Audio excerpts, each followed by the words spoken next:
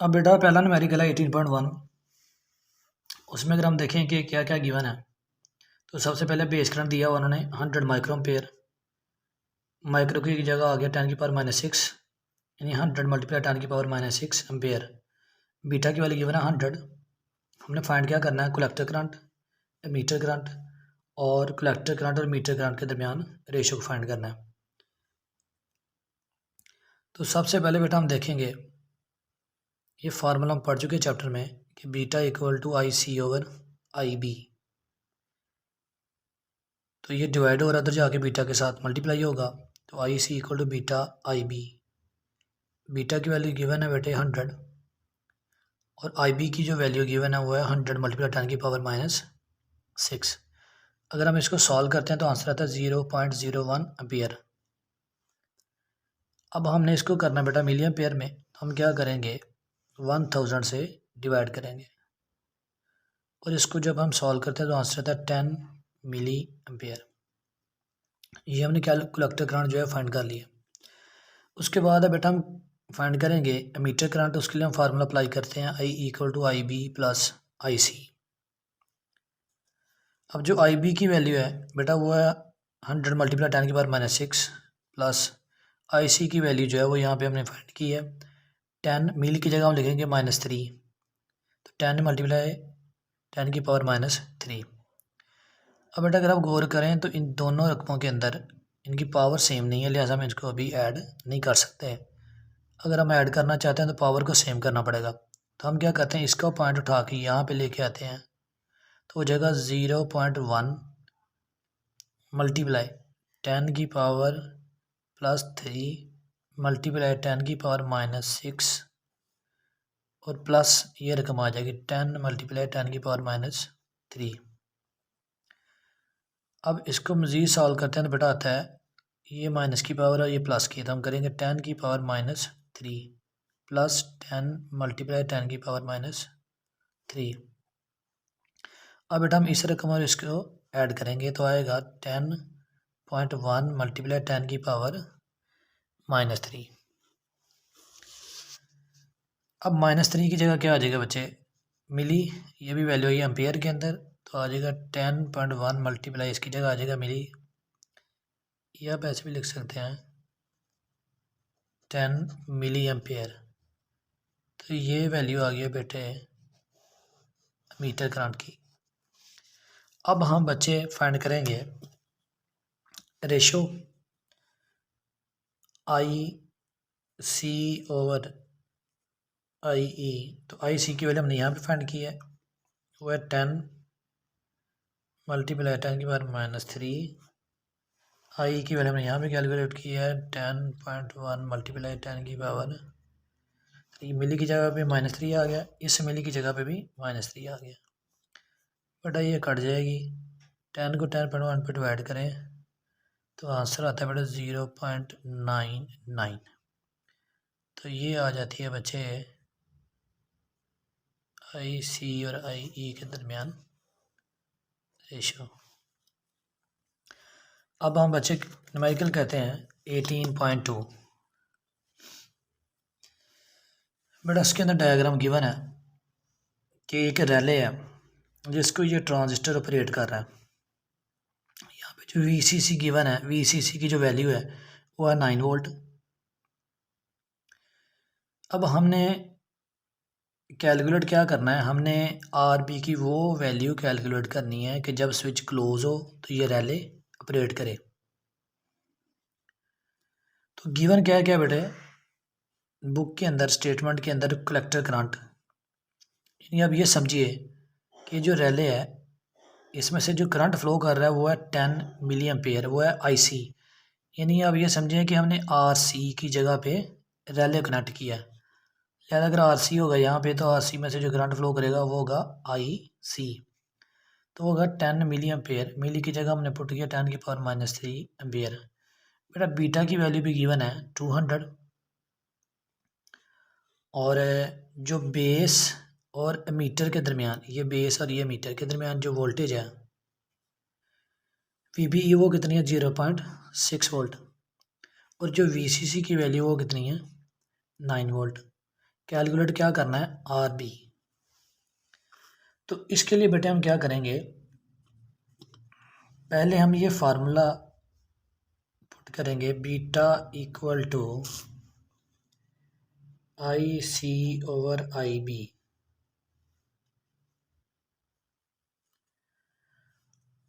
और अगर हमने यहाँ से आई बी की वैल्यू कैलकुलेट करनी हो, आई बी यहाँ आ जाएगा और बीटा नीचे आ जाएगा, तो आई सी ओवर बीटा आ जाएगा।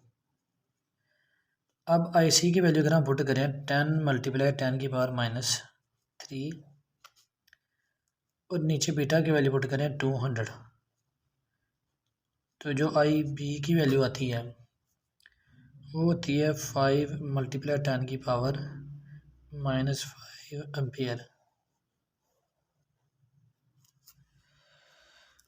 अब बच्चे जो हमारा टारगेट है वो है आर बी। आर बी को कैलकुलेट करने के लिए हमें आई बी की ज़रूरत थी, इसलिए हमने पहले इसको फाइंड किया है। अब यहाँ पे बच्चे हमने किरचॉफ रूल अप्लाई करना है। ये जो टर्मिनल है ये इनपुट है, लिहाजा हम इसके ऊपर किरचॉफ वोल्टेज लॉ अप्लाई करेंगे, केवीएल। तो इस पार्ट के अंदर आप देखें तो 3 वोल्टेज हैं, पहली है वीसीसी, दूसरी है वीबी और तीसरी है बेस और एमीटर के दरमियान, वो है वीबीई।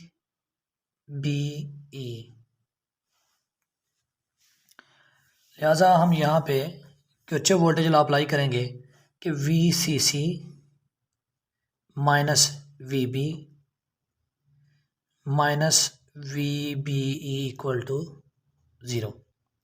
बट अब यहाँ पे वीसीसी क्यों 0 आया, सॉरी वीसीसी यहाँ पे पॉजिटिव क्यों आया,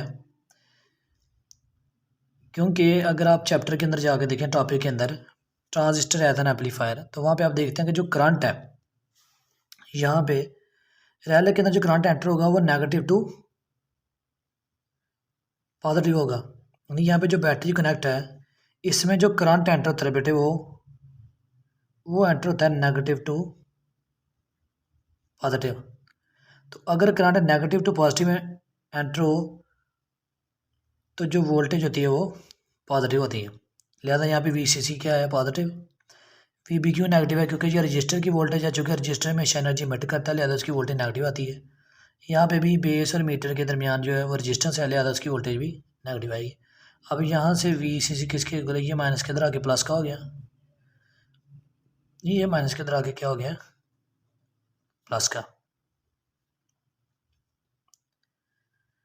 तो अब हम यहाँ पे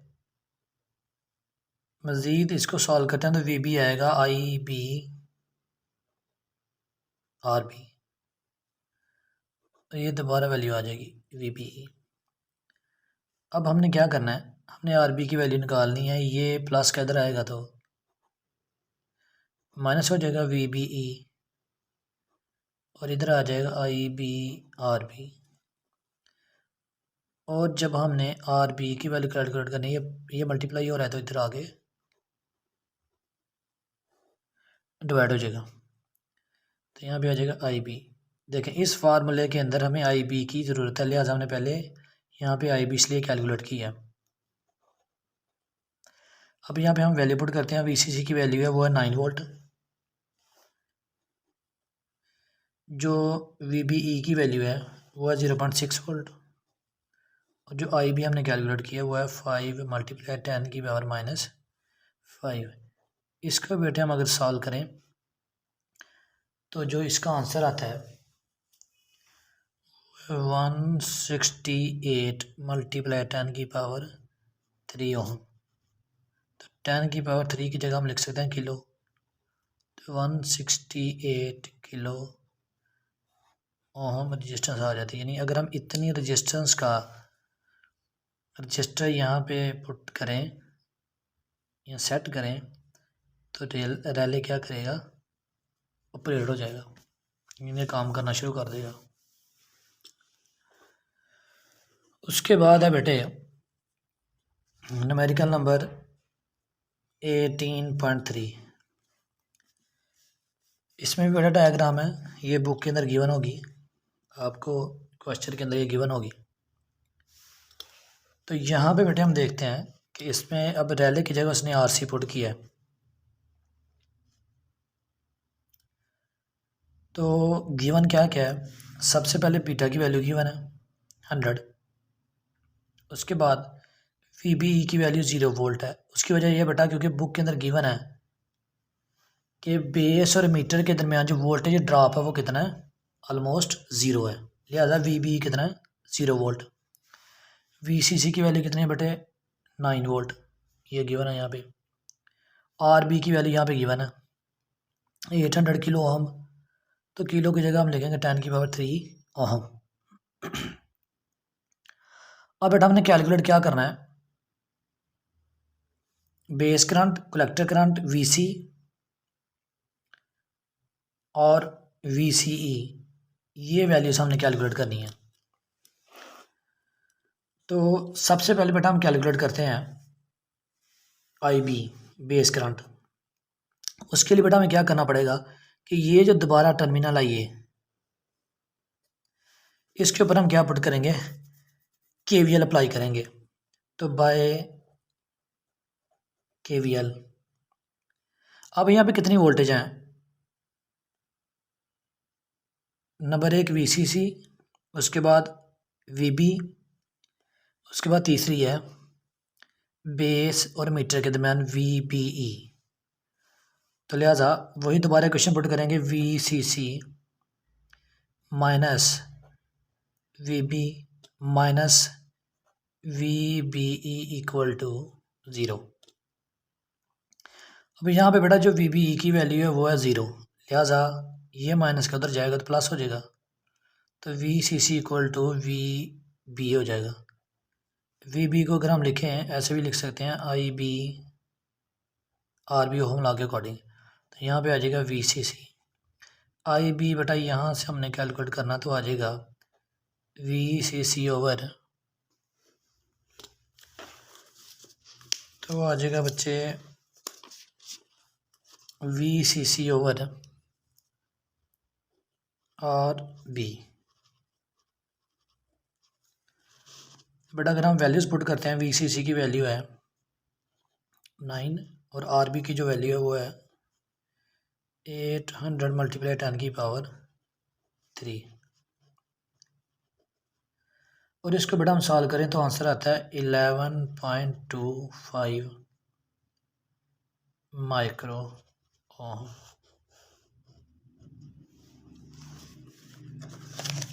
उसके बाद बेटा हम कैलकुलेट करेंगे IC। उसके लिए बेटा हम इक्वेशन यूज़ करेंगे IC equal to beta IB। Beta की जो वैल्यू हुआ है 100, बेस करंट हमने यहाँ से कैलकुलेट किया है वो है 11.25 × 10⁻, इस माइक्रो की जगह पुट कर देंगे -6। इसको बेटा अगर हम सॉल्व करते हैं तो आंसर आता है 1.125 × 10⁻³ एम्पेयर। तो -3 को हम कैसे लिख सकते हैं, 1.125 मल्टीप्लाई, सॉरी यहाँ पे आ जाएगा -10⁻³ की जगह मिली आ जाएगा, मिली एम्पेयर। तो ये वैल्यू आ गई IC की। उसके बाद बेटा हम कैलकुलेट करेंगे VC की वैल्यू, तो होता है VC equal to IC RC। IC की वैल्यू हमने फाइंड की हुई है 1.125 × 10⁻³ और RC की वैल्यू वो हमें गिवन है कितनी है 1000। तो इसको अगर हम सॉल्व करते हैं बेटा तो आंसर आता है 1.125 वोल्ट। उसके बाद बेटा लास्ट वन रह जाता है VCC। तो उसके लिए दोबारा बेटा हमने क्या करना है, KVL अप्लाई करना है। और वो बेटा किस पे अप्लाई करना हमने, वो करना है इस टर्मिनल के ऊपर इस डायरेक्शन में। तो यहाँ पे हम देखेंगे कि बेटा कितनी वोल्टेज आती हैं। एक तो VCC, उसके बाद आती है VC, और बेटा उसके बाद आती है VCE, यानी कलेक्टर और मीटर के दरमियान जो वोल्टेज है। तो इसको हम लिखेंगे VCC equal to VC plus VCE। तो चूँकि हमने VCE कैलकुलेट करनी है, इसलिए ये प्लस का इधर आके क्या होगा, माइनस का हो जाएगा। अब यहाँ पे वैल्यूज़ पुट करेंगे, तो जो VCC की वैल्यू बेटा वो 9 है, जो VC की वैल्यू वो है 1.125। इन दोनों का अगर हम माइनस करते हैं तो आंसर आता है बच्चे 7.875 वोल्ट। तो ये VC की वैल्यू आ गई। यहाँ पे IB हमने कैलकुलेट किया है, IC कैलकुलेट किया, उसके बाद VC कैलकुलेट किया, फिर KVL लगा के हमने VCE कैलकुलेट किया। तो बेटा ये थे आपके 3 न्यूमेरिकल्स जो आपने करने हैं। दूसरी बात है कि डायग्राम की तरफ देख के ये ना कह दीजिएगा कि सर ये डायग्राम वाला बोर्ड में नहीं आ सकता। बेटा पेपर में आ चुके हैं न्यूमेरिकल्स, इसलिए आपने लाजमी करने हैं ये। बेटा अपना ख्याल रखिएगा। अल्लाह हाफिज़। अस्सलाम वालेकुम बच्चों, क्या हाल चाल है? उम्मीद है कि आप सब ठीक ठाक होंगे। अच्छा बेटा, चैप्टर नंबर 18 का जो हमने पोर्शन स्टार्ट किया हुआ है वो है एप्लीकेशंस ऑफ ट्रांजिस्टर। जो ट्रांजिस्टर की आपने पहली एप्लीकेशन पढ़ी है वो है ट्रांजिस्टर एज आ एम्पलीफायर। आज जो सेकंड एप्लीकेशन पढ़ेंगे वो है ट्रांजिस्टर एज स्विच। जो नॉर्मल लाइफ के अंदर हम किसी भी डिवाइस को ऑन या ऑफ करने के लिए स्विच का यूज़ करते हैं, वो हम इलेक्ट्रॉनिक्स के अंदर इस्तेमाल नहीं कर सकते। उसकी वजह यह है कि इलेक्ट्रॉनिक सर्किट जो है उनका साइज़ बहुत स्मॉल होता है, लिहाजा इलेक्ट्रॉनिक्स के अंदर ट्रांजिस्टर एक स्विच का काम करता है। अब सबसे पहले हम देखते हैं बेटा डायग्राम को। बेटा ये वही डायग्राम है जो हमने ट्रांजिस्टर एज एन एम्पलीफायर के अंदर इस्तेमाल की थी। आज भी हम यही डायग्राम यूज़ करेंगे। तो ये एक हमारे पास ट्रांजिस्टर है, NPN ट्रांजिस्टर। और ट्रांजिस्टर की हमने कौन सी कॉन्फ़िगरेशन इस्तेमाल की है? Common ammeter configuration. यानी ट्रांजिस्टर को हमने बैटरीज के साथ ऐसे जोड़ा है कि एमीटर जो है वो इस बैटरी के साथ भी कनेक्ट है और इस बैटरी के साथ भी कनेक्ट है। ये वाली जो बैटरी है फॉरवर्ड बाइस है और ये जो बैटरी है ये रिवर्स बाइस है।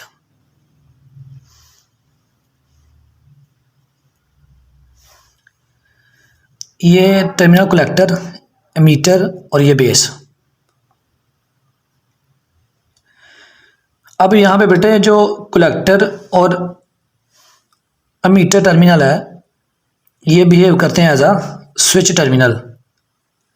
यानी अगर हमने किसी डिवाइस को ऑन या ऑफ करना है तो हम कनेक्ट करेंगे उसको कलेक्टर और एमीटर के साथ। लिहाजा हम कहते हैं कि ये जो कलेक्टर और मीटर टर्मिनल्स हैं ये स्विच टर्मिनल का काम करते हैं। उसके बाद जो बेस और मीटर टर्मिनल्स हैं ये कंट्रोल टर्मिनल का काम करते हैं। यानी अगर हमने ये देखना हो कि जो कलेक्टर एमीटर स्विच है ये ऑन स्टेट में होगा या ऑफ स्टेट में होगा, इस बात का जो फैसला है वो ये दो टर्मिनल करते हैं, बेस और एमीटर। अब बेटा अगर तो स्विच क्लोज स्टेट में है तो बल्ब क्या होगा? ऑन होगा और एक हाई करंट IC फ्लो करेगा जो कि कलेक्टर करंट है। और अगर स्विच ओपन कंडीशन में है तो फिर ये बल्ब ऑफ होगा और जो कलेक्टर करंट है वो ज़ीरो होगा। तो हम कह सकते हैं कि ये बेस और मीटर टर्मिनल ही डिसाइड करेंगे कि ये कलेक्टर करंट हाई है या कलेक्टर करंट ज़ीरो है। क्योंकि स्विच के क्लोज और ओपन होने का की जो कंडीशन है वो ये कलेक्टर करंट डिसाइड करेगा।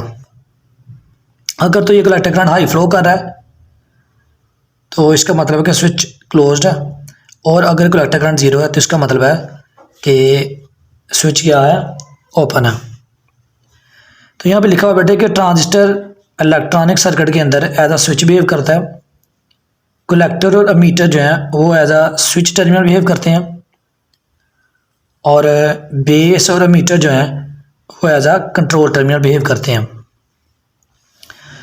अब बेटा हम ये देखेंगे कि स्विच कब ऑन होगा और कब ऑफ होगा।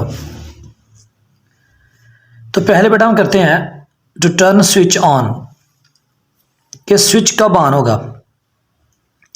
अगर बेटा हम बेस के ऊपर एक हाई वोल्टेज VB अप्लाई करते हैं तो उसकी वजह से क्या होगा कि बेस के अंदर एक लार्ज करंट IB इंजेक्ट होगा। अब बच्चे इस फार्मूले के अकॉर्डिंग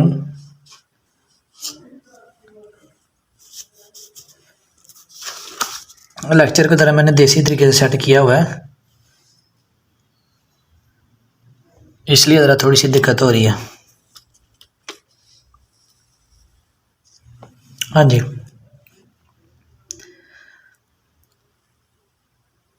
अब बेटा यहाँ पे देखें, अगर तो बेस करंट हाई है तो कलेक्टर करंट भी क्या होगा, हाई होगा।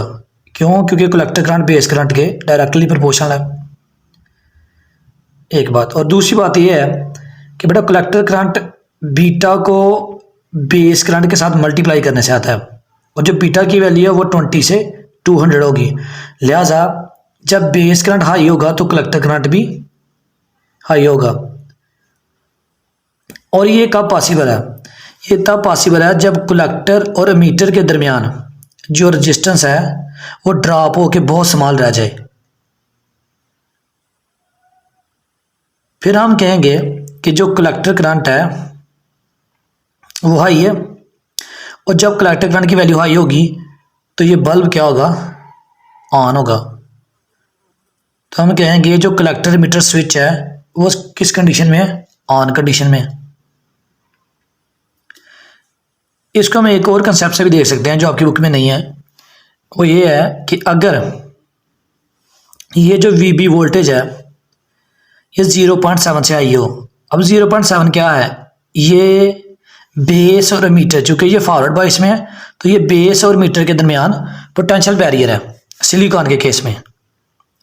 तो अगर अप्लाइड वोल्टेज 0.7 से हाई होगी तो फिर बेस करंट फ्लो करेगा, और जब बेस करंट फ्लो करेगा तो कलेक्टर करंट भी फ्लो करेगा। और जो कलेक्टर और मीटर स्विच होगा ये किस कंडीशन में होगा, ऑन कंडीशन में। तो इसका मतलब है हम इस सर्किट को इस सर्किट से रिप्लेस कर सकते हैं, यानी ये जो ट्रांजिस्टर है इसको हम रिप्लेस कर सकते हैं एक स्विच के साथ S, और इसके दो टर्मिनल हैं, एक है कलेक्टर और दूसरा है एमीटर। और ये जो अभी स्विच है ये क्लोज्ड है, यानी ऑन स्टेट में है, तो लिहाजा ये बल्ब ऑन होगा। और एमीटर जो है, एमीटर यहाँ पे हमने कनेक्ट किया है करंट को मेजर करने के लिए, तो एमीटर है यहाँ से करंट की जो वैल्यू है उसको मेजर करके देगा। अब दूसरी कंडीशन बेटा कि कब स्विच ऑफ होगा, तो इसका यह है कि अगर VB की वैल्यू 0.7 से लेस हो, यानी पोटेंशियल बैरियर से कम है, तो बेस करंट कितना होगा, 0 होगा। और इस फार्मूले के अकॉर्डिंग अगर बेस करंट की वैल्यू 0 हो तो कलेक्टर करंट भी कितना होगा, 0 हो जाएगा। और अगर कलेक्टर करंट 0 है तो फिर कलेक्टर और मीटर के दरमियान रजिस्टेंस कितनी होगी, तो इसके लिए हमने ओम लॉ अप्लाई किया है कि कलेक्टर और मीटर के दरमियान जो वोल्टेज है वो है VCE, और जो कलेक्टर करंट है वो IC, जो रजिस्टेंस है वो है RCE। यानी ये नाम हमने खुद दिया है यहाँ पे, कलेक्टर और मीटर के दरमियान जो रजिस्टेंस है वो है RCE। तो यहाँ पे देखें ये मल्टीप्लाई हो रहा है, इधर आके डिवाइड होगा, कलेक्टर करंट की वैल्यू हम 0 पुट करते हैं, तो अगर डिनोमिनेटर में 0 आ जाए तो जो वैल्यू है, जो आंसर है, वो इन्फिनिटी को अप्रोच करेगा। इसका मतलब है कलेक्टर और मीटर के दरमियान जो रजिस्टेंस है वो इन्फिनिटी है, और जब रजिस्टेंस इन्फिनिटी होगी कलेक्टर और मीटर के दरमियान तो कलेक्टर करंट फ्लो नहीं करना, और हम कहेंगे कि जो सर्किट है वो क्या है, वो ओपन है, या पर जो स्विच है वो ऑफ स्टेट में। तो बेटा ये था कि किस तरह ट्रांजिस्टर एक स्विच की तरह काम करता है। इसमें याद रखनी बेटा यही बातें हैं कि अगर तो वीबी वोल्टेज 0.7 से हाई होगी तो बेस करंट फ्लो करेगा, बेस करंट फ्लो करेगा तो कलेक्टर करंट फ्लो करेगा, और जब कलेक्टर करंट फ्लो करेगा जो बल्ब क्या होगा, ऑन होगा, और इसका हम कहेंगे कि जो स्विच है वो क्लोज्ड है। उसके बाद अगर वीबी की वैल्यू 0.7 से कम हो तो बेस करंट तो फ्लो ही नहीं करना, अगर बेस करंट फ्लो नहीं करेगा तो बेटा कलेक्टर करंट भी फ्लो नहीं करेगा, और जब कलेक्टर करंट फ्लो नहीं करेगा तो हम कहेंगे ये बल्ब क्या होगा, ये रोशन नहीं होगा, और स्विच किस कंडीशन में आ जाएगा, ओपन कंडीशन में आ जाएगा। अब बेटा हम क्या करते हैं कि चैप्टर नंबर 18 के जो एक्सरसाइज के न्यूमेरिकल्स हैं फर्स्ट, सेकंड और थर्ड, उसको सॉल्व करते हैं।